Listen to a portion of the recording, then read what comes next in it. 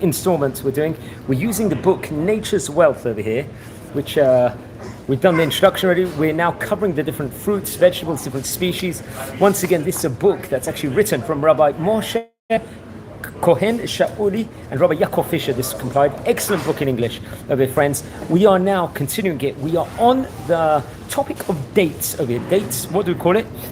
Naturally, in Hebrew, it's called a tamar, and it actually comprises of one of the Shivat Havminim. Shivat Havminim is 7 species Israel is praised for. We naturally know on the festival of Tu B'Shvat we praise God for all the different species, the tastiest species of Israel. So let's learn about what is dates, what does it comply from a health point of view over here using this book. It's actually mentioned inside the Torah, the date palm is, dozens of times. We naturally know that it's upright stature, it's a youthful structure, it's got vigor to it, and it's compared by our prophets to the righteous. What is it? I'll say in English how it's compared. Flourish like the date palm. Its fruit is one of the Shivat Minim, as we said before, which characterizes here. It's a midah of the rich fertility of Eretz Yisrael, of the land of Israel, respectively. It's actually said over in the book that in the earlier times, a tall, majestic date palm and the nourishing fruit inside it were a symbol of victory and prosperity. The pillars of the Holy Temple were decorated with palm leaves in relief. Actually, it's interesting, during the time period of the Hashmonaim, during the Hanukkah time period, coins were issued bearing the stamp of a date palm with a basket of fruit underneath it. Actually, how about Roman conquerors? They celebrated their victory over the Jewish people with a coin portraying a young girl sitting beneath a date palm, dominated by a Roman legionary. The inscription on both sides claimed Judea Capta over there. Naturally, we know that it can be eaten fresh, dried, it can be turned into jam or honey, the dates can, also respectively. It's actually, there's an unusual drink known in Arabic as tamar indi also, which is very interesting also to know probably how dates are soaked also. I'm looking at a beautiful picture of the date palms in Jericho, respectively. The leaves of the date palm are used in wicker work. They actually say on the festival of Sukkot, straight closed palm leaves served as a lulavim. Naturally, we know on Sukkot itself, we've got the lulav, etrog, the hadassim, and aravot. That comprises the arbat minim, the 4 species, respectively, over here.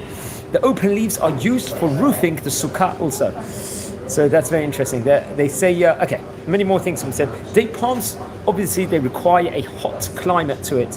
Naturally, they flourish in Africa, in the Sahara, in the Arabian Peninsula, in Iraq, and also in California, in the United States. It's actually said, in Israel itself, they are cultivated near the Kinneret, I think in the Bet Sha'ain Valley, I think, and also in Jericho. It's known as the city of dates back in the times of the Bible, or the times of the biblical times. Actually, in of itself, date palms blossom in spring and bear fruits in the summer also. It's known as the Gedira, the Gedida. It's the harvest season over there is. And actually the Gemara itself also provides a wealth of information about the cultivation, the nutritional value, and the halachot surrounding dates. For example, in Masechet Ketubot, we find that dates are warming, they're laxative, they're filling, and they're strengthening. That's what's actually said over there. In Deshen, they say if you eat dates, it eliminates depression, anxiety, and different hemorrhoids and intestinal orders also. Obviously, probably in moderation, I would assume also. Excellent nutrition value also. And they're rich in minerals and vitamins also. A lot more can be said. He also writes in this book that dates itself help treat anemia and general debility, let's just say. They regulate the digestive tract. They can be ground to powder also, date pits. They heal open pussy wounds also. I think there's a book called the Nachalei Limud, and he actually talks about his friend over here, the author does, Rabbi Yosef Bagad, who happens to be the Rosh Yeshiva of Bnei Akiva's Yeshivat Nachalil, and he actually writes the medicinal value of dates from personal experience. He actually quotes of it. Since early childhood, for over 40 years, I have dates and a cup of hot water and milk for breakfast and supper. Wow.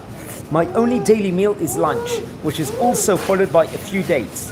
Thank God, writes Rabbi Bagad, he is in the best of health, cheerful and full of energy, and his heart's trouble disappeared over here. So you can see, in that case over here, the dates really had a huge impact. Naturally, we said at the beginning, dates in of its own right is called a tamar. They are traditionally eaten. Naturally, we know that on the festival of Rosh Hashanah, respectively, we eat dates. It's one of the simanim also. And also we say that when we're eating it on Rosh Hashanah, we ask for our enemies to be annihilated, yitamu, as we say. And our sages tell us, if we look in Masechet Brachot, in Daf Nun Zayin, page 57, that when one sees dates, let's say a tamar, in a dream, it's a sign that his sins have been eliminated. That's a very, very interesting added benefit. Naturally, we know the bracha for tamar, for dates, is borei pri'a'etz. That's what we say. However, if you're going to have a date syrup, which many people like to have also, we would say the bracha over here of shehakol ne'yeh b'dvaro over there. Okay, interesting. Now we are going to talk about a tree, and that comes up into many different forms. The eucalyptus tree. The eucalyptus tree. Okay, it's tall and impressive. It's widespread in Israel. I think it's imported actually from Australia originally, about more than 100 years ago, especially at the time of recording this book. It's got an oil in it that's obtained from the leaves of the eucalyptus, and it's powerful antiseptic. It disinfects and cleans cuts and wounds, reported over. The oil also lowers fever and relaxes the muscles. It's highly recommended for all conditions affecting respiratory tract, colds, bronchitis, sore throats, tonsillitis, and asthma also. People boil it in a pot of water and inhale the steam also. It's got therapeutic benefits also to it. Now we're going to talk about fennel here, friends. Okay? Fennel also is a important ingredient over here. It's cultivated since ancient times. It can be found growing wild along the roadside. I believe over in the Mediterranean regions, it's very popular, especially in Italy, southern France, and North Africa also respectively. The root, leaves, and seeds are all edible. It's eaten raw in salads as a spice, as we all know. It can be used even to flavor soft drinks also. Reported over to be rich in vitamins and minerals, such as vitamins A, B, and C, and it's got iron. That's also very, very important. Barzel, as we call it in Hebrew, warming the body and strengthening the digestive system. They say it's good to have in a tea because it eliminates bad breath also. It's helpful for children and babies suffering from colds, coughs, and eases chest pain. They say it promotes courage, strength, and invigorates. Used as great remedy for headaches and, let's say, dizziness also. They say it's wonderful for lactating mothers, also for swelling it treated, and especially of the breasts also. He actually recommends that if you can drink it as a tea format, to do it between or after meals. Naturally, the blessing of cultivated fennel is a borei priyadama, and the blessing on wild fennel is a shehakol ne'yeh b'dvaro. Okay, friends, we're now going to talk about fenugreek over here. We know that fenugreek can be in the forms of seeds. It can be in many forms over here. It's a herb found mainly in Eastern Mediterranean countries over here. It's not edible itself, the bush, but the seeds which grow in pods are very popular, especially amongst Sephardic, Oriental Jews like myself. The seeds are cooked in water to make a beverage or eaten either cooked or fresh as seasoning and in salads. In some communities, the seeds are used to make porridge and soup. A number of scientific studies have proven a direct correlation between fenugreek eaten by Yemenite Jews in enormous quantities and the near total absence of diabetes and high blood pressure in this community. So over here, because they ate it in Yemen originally, reportedly over from this actually reduced high blood pressure and diabetes in those communities respectively. There could be that theory of it. They say it could, if it's cooked in milk, it strengthens the nervous system and digestive system, and it could also be used as a sexual desire, let's just say. It's reported over that it's helpful for pregnant women also, and eases the pain of labor and promotes lactation. It's also, fenugreek itself is an effective remedy for heart disease. Also it says, especially when cooked in honey with regards to abdominal pain. For example, arresting hair loss, let's just say, rinse the hair and scalp with a mixture of fenugreek seeds, boiled in water until the total volume is reduced by 1/3. It's reported also for sores in the mouth or gargling for sore throats also. Talks about many other things also, but we know that the bracha for fenugreek is a sha'akon yebedevar. Friends, we're going to talk about figs now also. Okay. Now what's interesting, we just talked about dates. Dates we said is tamar. Now figs, te'ena respectively, that's also comprises of the shivat haminim, the 7 species. This fantastic country has been prayed for over here. So let's talk about figs over here. It's very much referred to in the Bible over here, very critical fruit. In former times, we know that figs were grown throughout the land of Israel. The rabbis, they praise the figs of Lod, Sipori, and the valley of Ginosar. The Torah describes actually Israel as a land flowing with milk and honey. The rabbis, they witnessed the literal fulfillment of this verse. Ripe fruits in a fig plantation were literally bursting with honey. It dripped on the ground below the trees. A flock of goats passed under the trees. The others were so full of milk that they dripped, so that the honey and goat milk flowed together. We know that in the past, both the fruit and the tree were fully utilized. The fruits was part of the daily diet, and the branches of the tree served as fuel. We know that the altar, respectively inside the Bet HaMikdash, inside the temple, was filled with fig branches over there. The tender twigs were used as cattle fodder, and the sap of the leaves and fruits were used to curdle milk for cheese, it's reported over. We know that inside the Torah itself, it appears dozens of times. I think it's first mentioned inside the Torah when its leaves actually provided, reported over, clothing for Adam and Chava, Adam and Eve respectively. And we know that it's obviously one of the Shivat Minim, the 7 species that characterizes the land of Israel. The prophets themselves, they describe the figs as a symbol of peace and prosperity. The fig is also mentioned frequently in a variety of contexts in the Mishnah and the Talmud also. It's got obviously a productive life, long productive life. They yield fruits early and only after 4 years continue for many decades afterwards. The tree sheds its leaves in winter and blossoms in spring. I believe the first fruits itself appear in the early summer and ripen throughout the season over there. Nowadays, it's said over inside the book that the fig has lost much of its important prestige over here. It's also reported over, the rabbi over here says that it's not necessarily financially as viable for various reasons as it was back in the past. It's for various different reasons also. They say that figs today in Israel are cultivated on a smaller scale, especially in the mountains of Hebron and in the Galil also. Usually fresh figs are found on the market around, especially Rosh Hashanah time period. I believe the dried figs sold in Israel are imported especially from areas such as Turkey and Greece, where figs are grown in huger quantities. Obviously, it can be eaten raw, it can be eaten made as honey or jam. Also, it can even be used to prepare alcoholic beverages such as arak and well-known liquors. They are rich in minerals, especially in iron also.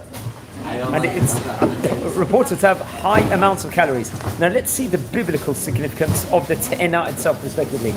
The rabbis found figs to be of great medical value also. I think in the Torah it mentions dried whole figs as a cure for boils. In fact, Rabbi Avram ibn Ezra writes that fresh or dried figs stimulate blood circulation, and the rabbis also say that one gripped with powerful hunger should be given figs to eat because they increase the flow of blood and are rejuvenating. Fig and fig leaves are therapeutic also in property. They help, reports over, open wounds from scabs. They're helpful for digestive problems. They serve as mild laxatives and many other benefits also.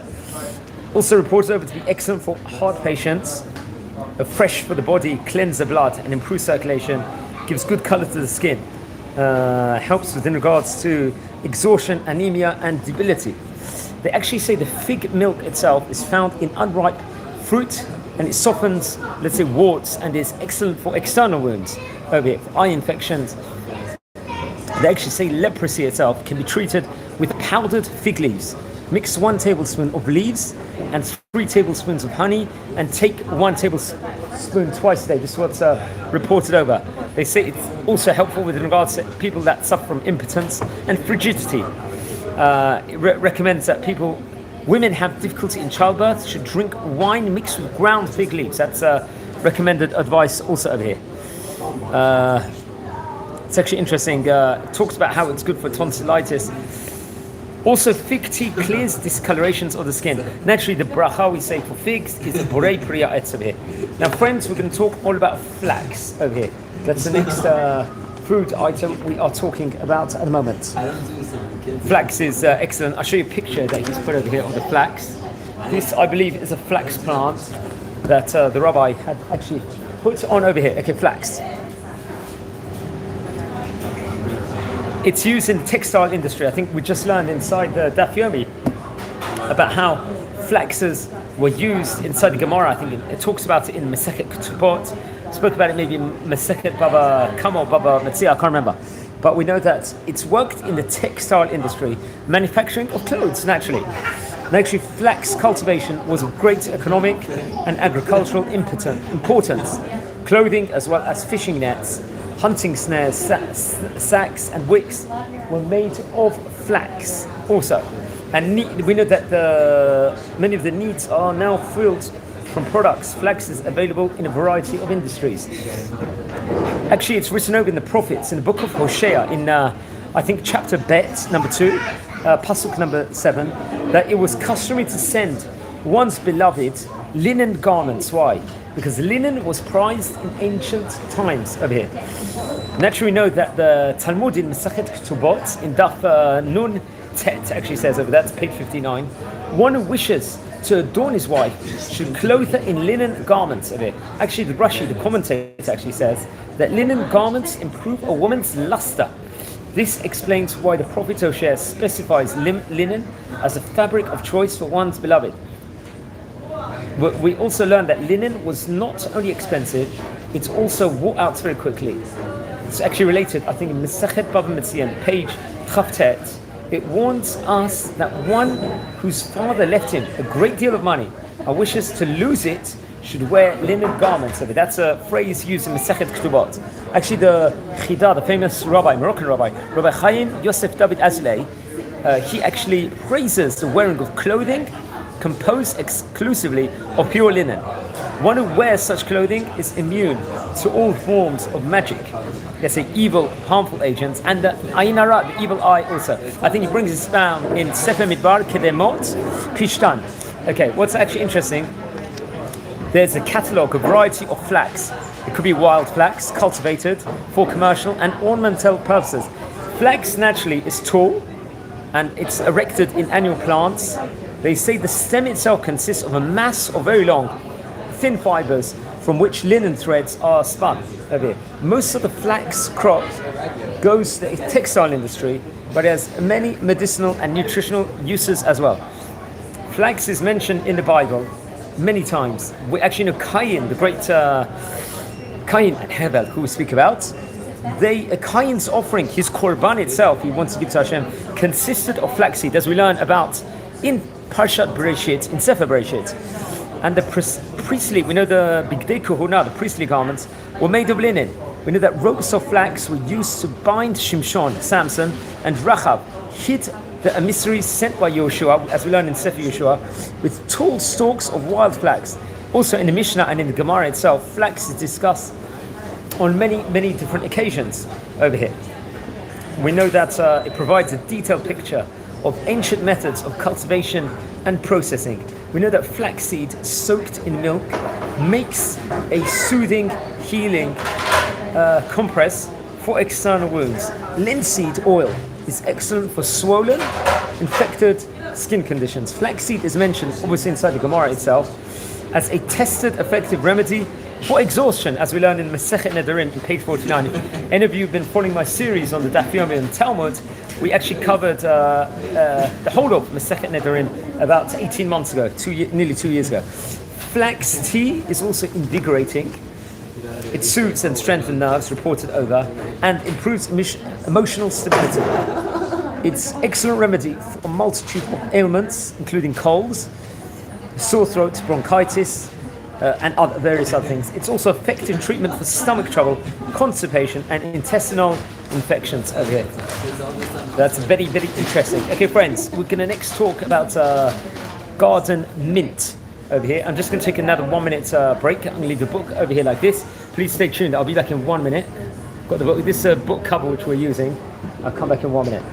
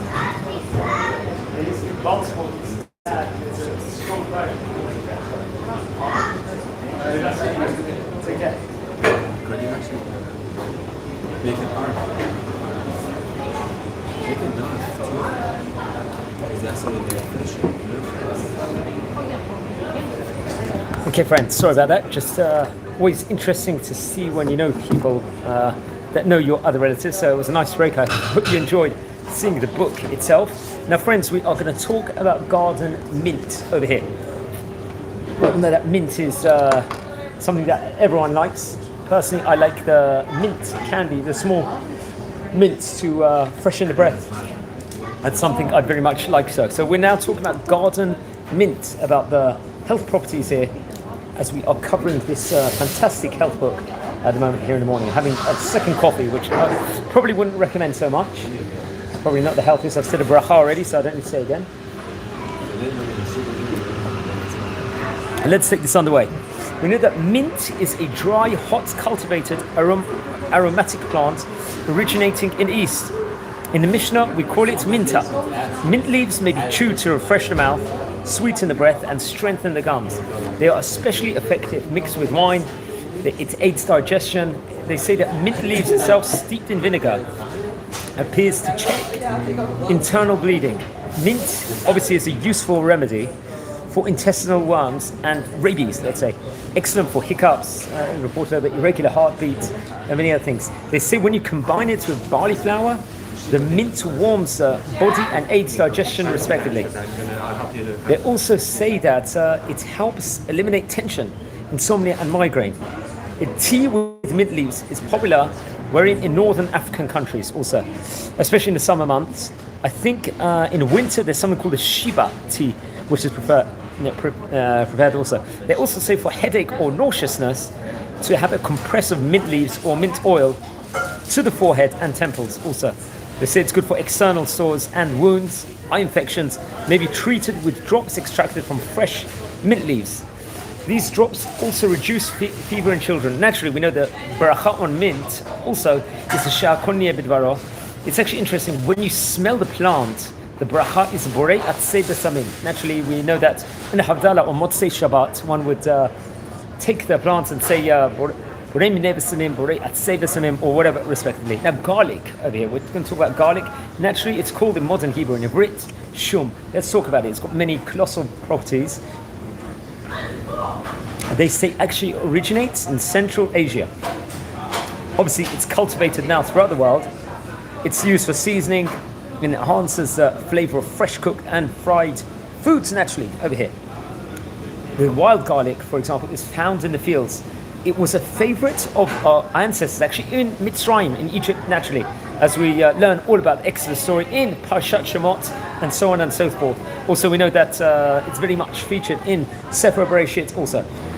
We know that it was so much a staple food among Jewish people. They nicknamed themselves the garlic eaters. I think at the time of Ezra HaSofer, in the book of which you find in the Tanakh, in the Torah, Nevi'im, and Ketuvim respectively, the scribe instituted consumption of garlic on Shabbat nights. Just give me a minute, sir. Hello?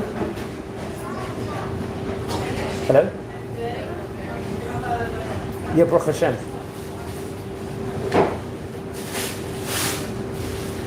I think so, yeah.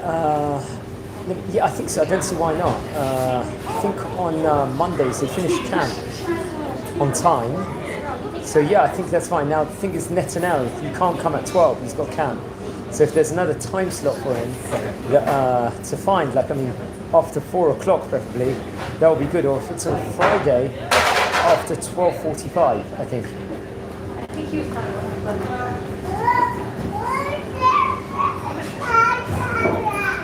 Yeah.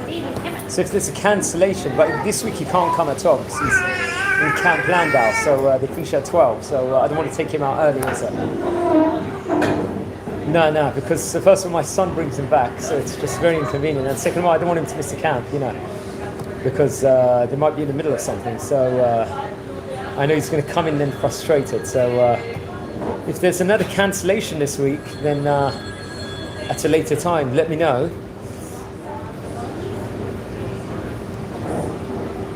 Yeah, for this week cancelled, but please let me know if there's a replacement, because I don't want him to miss the therapy.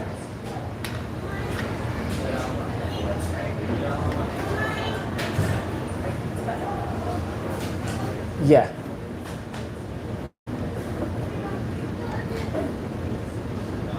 Yeah, I think so, yeah, for the next 3 weeks.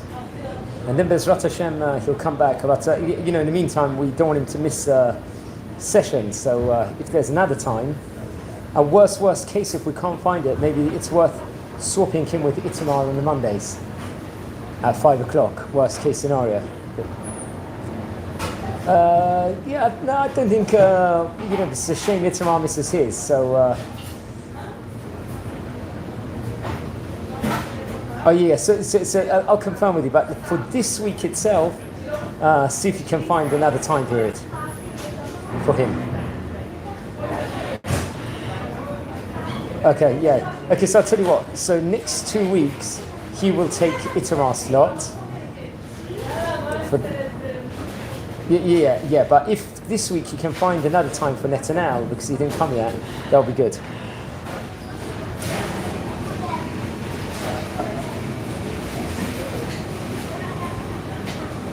Yeah.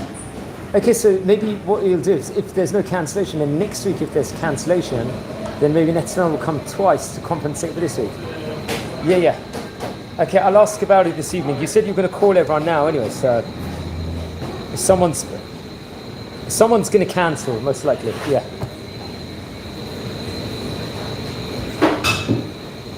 Yeah, he's already come this week, Itamar has. That's the problem. So,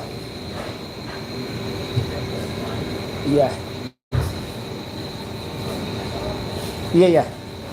Yeah, but please see if there's cancellation so he can come back this week. Yeah, I appreciate it. Thanks. Okay, bye.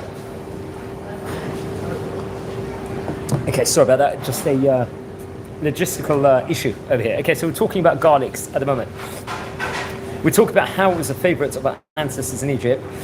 Ezra instituted consumption of garlic on Shabbat nights, also it's reported over, because it installs love and brings out desire. It's actually related in the Yerushalmi Talmud, in Masechet Megillah, over there. And it also quotes in Bava Kama, instills love and eliminates jealousy. Actually in Bava Kama and page Pei respectively, number 85. It's mentioned garlic is in the Gemara itself as a cure for toothache and gum disorders, and as a disinfectant and healing salve for sores over there. Also, I think that's mentioned in Masechet Gittin, in page Samach Tet also. The sages actually tell us that garlic satiates. It makes the face radiant, stimulates the production of sperm, and kills intestinal parasites. I think this is featured very much in Bava Kama 82. The ancient Greeks wrote that garlic kills intestinal worms and serves as an antidote to snake venom and rabies. It's a hot vegetable, it's considered. Various minerals and vitamins actually provided very much inside it. Usually considered a seasoning, garlic contains active ingredients. They say actually fresh cloves and leaves, as well as powdered garlic, used as medicine also, fighting illness and infection also, and cardiovascular conditions, if I'm not mistaken. Cleans and strengthens the system and guards against, let's say, diseases, also reported over. They say, over here inside the book, that eating a few cloves of raw garlic every day can prevent heart attacks. It was used to treat contagious diseases, and because it eases breathing, it's wonderful for respiratory disorders also. It's very soothing with regards to rheumatism and nervous disorders. And with regards reported over dissolving kidney and bladder stones, soak crushed garlic cloves in water for 24 hours. They say it sharpens eyesight also, increases the flow of urine, and female discharges also. A few cloves of garlic eaten with meals are medicinal, invigorating, and stimulate appetite. Earaches and infections can be treated. Easing pain, easily joint pain, mix chopped garlic with olive oil. Also it says. It's interesting to note that in Italy and Spain, where the consumption of garlic is high, the percentage of deaths due to heart failure is much lower than in England or the United States also. So it shows another benefit. Now the Rambam writes, garlic is a noxious food which should be eaten only in small quantities though. So he doesn't say it's bad food, maybe necessary, but in small quantities it could be good. And even then only in winter. So he limits the use of garlic over here. He also says that those suffering from chronic hearing impairment should not eat garlic. That's the Rambam says respectively. Excess intake of garlic in general should be avoided because it can upset the stomach and the eyes also. Garlic consumption should definitely be restricted in cases of inflammation and ulceration of the stomach because it tends to increase the production of digestive juices. He actually mentions that there's a well-known joke in Israel about garlic, and it would appear to confirm this last view. I'll say over the joke. A new immigrant doctor received a patient complaining of severe diarrhea. In his faulty Hebrew, the doctor said, "Be careful, eat nothing." But the word nothing and garlic, because shum actually means garlic in modern Hebrew, sound the same in Hebrew. So the unfortunate patient stuffed himself with garlic and soon departed from this world to a better world over here. So it just shows you've got to understand what the doctor is actually saying, and terminology can be used in other places. One more anecdote about garlic, which imparts a powerful lesson in human relations, is famous Rabbi Yehuda Hanassi, Rabbi Judah the Prince. He was a very refined person and taught Torah to his students. When he noticed that one of them smelled very strongly of garlic, it disturbed Rabbi Yehuda so much that he requested that the person leaves the room. However, it's interesting, Rabbi Chia immediately got up and walked out, even though he personally had eaten no garlic at all, in order to spare his friend from embarrassment over here. Others took the hint and followed suit, among them the garlic eater himself, who slipped out unnoticed. Naturally, the bracha, so it just shows how not to embarrass someone else in public, and how much if someone is embarrassed, to save them from embarrassment in that specific situation. The blessing on raw garlic is a shukoni adra. The blessing on fried garlic is borei priyadama.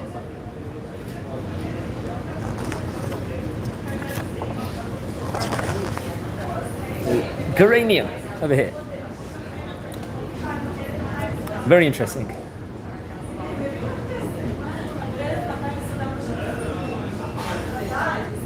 Okay. Geranium, also called cranesbill, is a Mediterranean plant widespread in Israel. It grows wild in damp, shady areas. I believe of the 5 different varieties found in Israel alone, the best known are the spotted cranesbill and the storasbill. They say geranium tea is popular in, obviously, Sephardi communities, much like mint or absinthe tea among Moroccan Jews.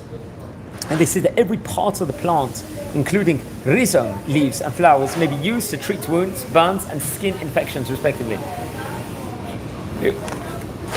I say geranium extract strengthens the hair roots and can be used as a rinse after a shampoo. It gives shine to the hair, and it's also used as facial lotion. It smooths wrinkles, clears discolorations, moisturizes and softens the skin. Gives a fresh, youthful look also. They say soaking the geranium petals in rose water makes obviously a scented medicinal preparation also. Geranium tea also relieves coughs also. It says over that it's extremely effective salve for burns and ulcers may be made by boiling a handful of geranium leaves also. Application of a general layer on the affected area will give excellent results. That's reported over here. Now we're talking about grapes. It's actually interesting. In this session already, this is the 3rd of the 7 Shivat HaMinim we're talking about. We talked about dates, figs, and now we're talking about grapes. Also comprised of the 7 species that Israel, this fantastic country, is praised for. It's a long section over here, so maybe we're going to conclude at the end of this one over here, friends. Okay. Well, technically, it could be considered a berry. The grape is considered a fruit. It's outstanding among other reasons. It's got versatility. It's important to merit different names for its different functions. Also, not only in Hebrew, but in many other languages as well. They say that dried grapes, obviously, is raisins, and the juice, when fermented, is wine. The grape's best known and most prestigious product. Grapes, obviously, is one of the Shivat HaMinim, which shows the beauty of this land of Israel, the fertility of the land of Israel. A land of wheat, barley, grapes, figs, and pomegranates, land of olive oil and honey. Wine and vines are mentioned in the Bible around 200 times, in halakhic context and in parables on various topics. The vine is mentioned, obviously, in the prophet Micah's vision of redemption, when every man will sit under his vine and under his fig tree. And I say inside the Torah and the Gemara, respectively, the vine is called by many names, stately vine. I think in the book of Yecheskel, if I'm not mistaken, in chapter 17, verse number 8, when referring a good quality vine of Sodom. I think this actually brought about in Devarim 32:32, referring to a bad quality of vine. Spreading vine, actually in Yecheskel, with branches leaning on supports, the poor vine. I think it's featured in Peah. And field vine in the book of Melachim number 2, chapter number 4, pasuk number 39. Okay, friends, we know that in the previous times, vineyards in Israel were traditionally found in the biblical territory of the tribe of Judah. It actually goes along with the bracha that Yaakov gave to his son, binding his fowl to the wine and his ass colt to the vine branch. He washes his garments in wine and his clothes in the blood of grapes. It's actually featured in a Bereshit, this pasuk, I think in Parshat Vayechi, respectively, in verse number Memtet, in chapter number Memtet, verse number 11. Rashi explains that Yaakov prophesies about the land of Yehuda that will flow with wine like a fountain. That the vines would be so productive that, let's say, a fowl over here would be fully loaded with the grapes of a single vine. And very much so. They say that grape plantations cover vast stretches of land, particularly in the area of Zichron Yaakov and around the Gedera, near Rehovot, also respectively. But the grapes from Hebron in Judea remain unrivaled for the sweetness and exquisite taste. There are thousands of varieties of grapes, the majority suitable only for wine production. Certain varieties are suited only for drying, while others are appropriate only for use as a fresh fruit. There are many varieties of all-purpose grapes as well, such as the new light green seedless sultana and the dark red muscat. They say new varieties are being developed all the time. Some 85% of the grape crop goes to the wine industry. Grapes are in all forms, enjoy high yearly use per capita, very much so. Much more is said about it. He's going on. Actually, it's interesting. It says they're not especially rich in vitamins. They have a high sugar content, which increase in proportion to the time they are left to ripen on the vine. This grape sugar or dextrose ferments in the alcohol in wine also. And so that very much says grape wines and raisins are valuable nutritionally and medically also, they say. They are energizers par excellence and help improve flagging spirits, strengthening the heart, intensity to activity of the brain, and sharpen the mind. Helps once again with regards to anxiety, depression, and irrational fears, let's just say. There should be generous daily consumption of grapes, and you shouldn't assume too much for various reasons. It talks about the health benefits to it. Especially green grapes apparently reported to arrest bleeding. Generous quantities eaten daily are effective against nosebleeds and bleeding from lungs. It goes on about many other things. They say wine has astringent effect which promotes the elimination of toxins, germs, mucus and fatty deposits on the wall of the arteries, and many other things. Blood, flow of blood also, and the tissue, because it's warm and moist. It's excellent for elderly people who lack natural body of heat also. They say also that grape and wine increase the production of sperm and prevent vomiting. Wine improves eyesight, which is reported over, and strengthens memory. It reduces the production of salt and helps cure disorders of the spleen. Raisins appear beneficial for all the intestinal organs, especially the lungs. They say that eating grapes and chewing the seeds stimulates blood circulation and prevents clogging of the arteries also. In both halachic and in Agadic literature, the great rabbis discuss every aspect of the vine and its fruits at great length. Especially wine has an important role in Jewish ritual, obviously because of Borei Peri HaGefen, we do it on Shabbat. And grapes is Borei Peri HaEtz.